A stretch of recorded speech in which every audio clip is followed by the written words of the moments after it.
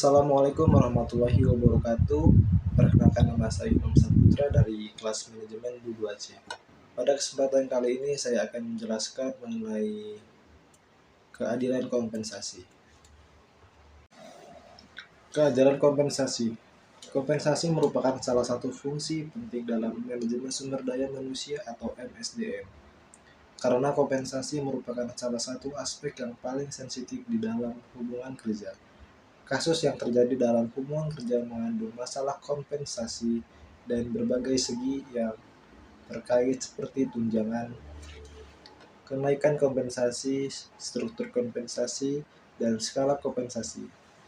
Di dalam praktiknya, masih banyak perusahaan yang belum memahami secara benar sistem kompensasi. Sistem kompensasi membantu dalam memberi penguatan terhadap nilai-nilai kunci organisasi serta memfasilitasi pencapaian tujuan organisasi. Menurut Swatno, pada tahun 2018 mengatakan bahwa kompensasi mempunyai arti yang luas. Selain terdiri dari gaji dan upah, dapat pula berbentuk fasilitas perumahan, fasilitas kendaraan, pakaian seragam, tunjangan kesehatan, tunjangan pangan, dan masih banyak lagi. Dapat dinilai dengan uang serta cenderung diterima oleh karyawan secara tetap.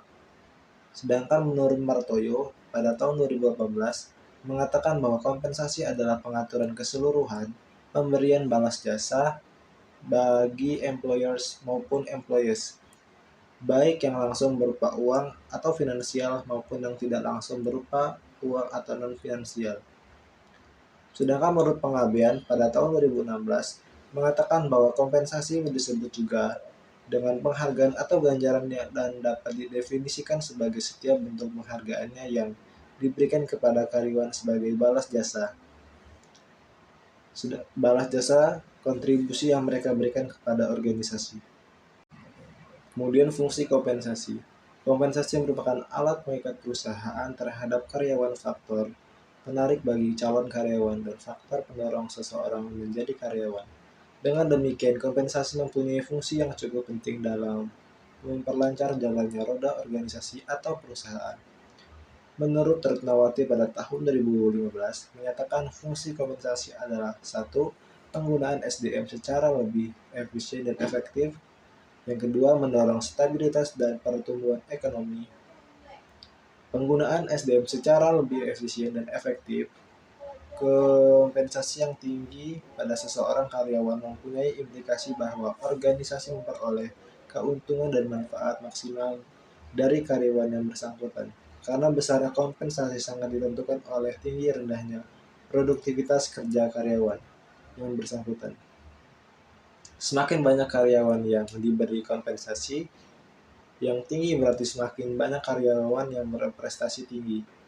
Banyaknya karyawan yang berprestasi tinggi mengurangi pengeluaran biaya untuk kerja sampai 10 kerja yang tidak perlu, yang diakibatkan oleh kurang efisien dan efektivitas kerja.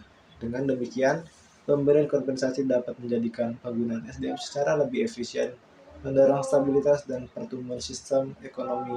Pemberian kompensasi yang baik secara langsung dapat membantu stabilitas organisasi dan secara tidak langsung ikut adil dalam mendorong stabilitas pertumbuhan ekonomi. Sebaliknya, pemberian kompensasi yang kurang baik dapat menyebabkan gejolak di kalangan karyawan akibat ketidakpuasan. Pada giliran gejolak, ketidakpuasan ini akan menimbulkan kerawanan ekonomi. Kemudian fungsi-fungsi pemberian kompensasi. Yang pertama, ada pengalokasian sumber daya manusia secara efisien.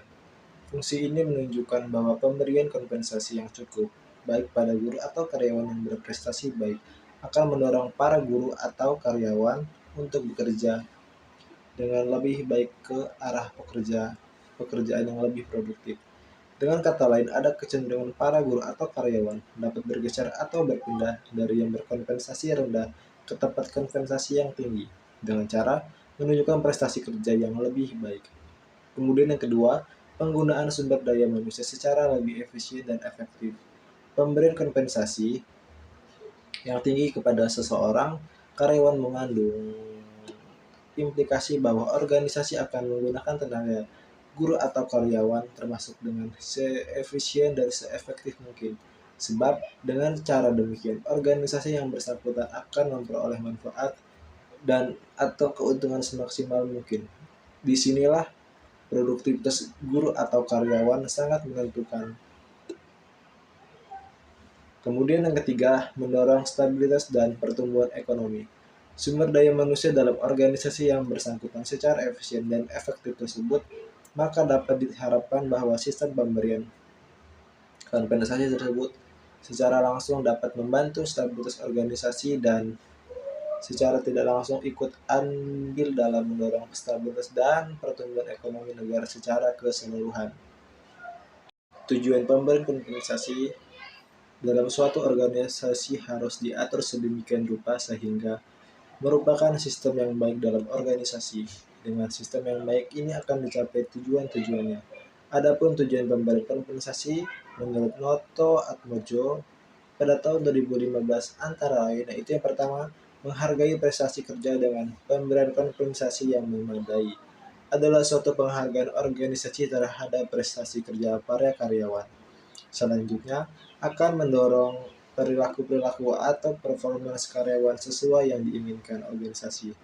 Besar kecilnya pemberian kompensasi juga menunjukkan penghargaan organisasi terhadap pelaku karyawan yang diinginkan.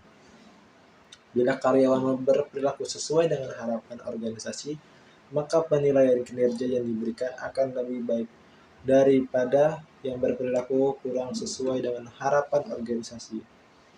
Pemberian nilai kinerja yang baik diiringi dengan pemberian kompensasi yang baik dapat meningkatkan kesadaran karyawan bahwa perilakunya dinilai dan dihargai sehingga karyawan akan selalu berusaha memperbaiki perilakunya. Kemudian yang kedua, menjamin keadilan dan keadaan sistem. Kompensasi yang baik akan menjamin terjadinya keadilan di antara karyawan dalam organisasi. Masing-masing karyawan akan memperoleh imbalan yang sesuai dengan tugas, fungsi, jabatan, dan prestasi kerjanya. Dalam arti, perusahaan pemberian imbalan yang sepadan untuk hasil karya atau prestasi kerja yang diberikan pada organisasi. Adapun jenis-jenis kompensasi, yaitu yang pertama kompensasi finansial langsung. Kompensasi ini meliputi segala macam imbalan pekerjaan yang berwujud uang antara lain gaji, macam-macam tunjangan, THR keagamaan, insentif, bonus, komisi pembagian laba perusahaan, opsi saham, dan pembayaran prestasi. Segala jenis pendapatan yang menambah penghasilan bruto tahunan karyawan dan kini dikenai pajak penghasilan atau PPh 21. Juga termasuk kompensasi finansial langsung. Kompensasi ini bersifat langsung karena pembayaran dilakukan oleh perusahaan kepada karyawan dalam bentuk uang dan bukan benda atau fasilitas, misalnya seperti perusahaan membayar gaji, tunjangan, dan bonus akhir tahun langsung ke rekening karyawan. Yang kedua, kompensasi finansial tidak langsung. Jenis kompensasi ini juga berwujud uang yang dikeluarkan perusahaan, namun tidak diberikan langsung kepada karyawan melalui pihak ketiga. Misalnya, perusahaan mengikuti pesertakan karyawan dalam program perlindungan sosial dan kesehatan. Kemudian yang ketiga, kompensasi non-finansial. Kompensasi ini tidak berwujud atau terkait dengan uang, namun bernilai positif atau berharga bagi karyawannya. Contohnya yaitu adalah pelatihan kecakapan karyawan, lingkungan kerja yang nyaman, supervisi yang kompeten dan profesional, tim kerja yang suportif, jenjang karir yang pasti, penghargaan terhadap prestasi, cuti lebih banyak, atau jam kerja fleksibel. Faktor-faktor yang mempengaruhi kompensasi yaitu yang pertama, kinerja dan produktivitas kerja.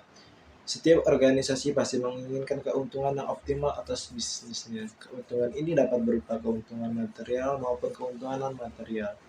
Organisasi tidak mungkin membayar atau memberikan kompensasi yang melebihi kontribusi karyawan terhadap organisasi.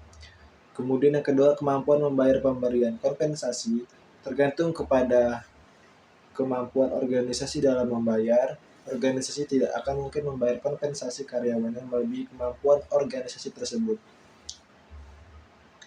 dalam memberikan kompensasi, sebab jika organisasi memberikan kompensasi di atas kemampuan organisasi, maka organisasi itu akan terancam bangkrut. Kemudian yang ketiga, kesediaan membayar. Kesediaan ini membayar akan berpengaruh terhadap kebijakan pemberian kompensasi bagi karyawan. Banyak organisasi yang mampu memberikan kompensasi tinggi, tetapi tidak semua organisasi bersedia memberikan kompensasi tinggi. Yang keempat, supply dan permintaan. Tenaga kerja banyak sedikitnya, tenaga kerja di pasar kerja akan mempengaruhi sistem pemberian kompensasi. Bagi karyawan yang tidak memiliki kemampuan di atas rata-rata pada umumnya, maka akan diberikan kompensasi yang rendah. Kemudian yang kelima, serikat kerja biasanya memperjuangkan anggotanya untuk memperoleh kompensasi yang adil, layak, serta wajar. Kompensasi yang diterima oleh karyawan dipengaruhi beberapa pertimbangan. Artinya besar kecilnya jumlah kompensasi yang diterima seseorang dalam satu bulan didasarkan kepada pertimbangan yang telah ditetapkan perusahaan.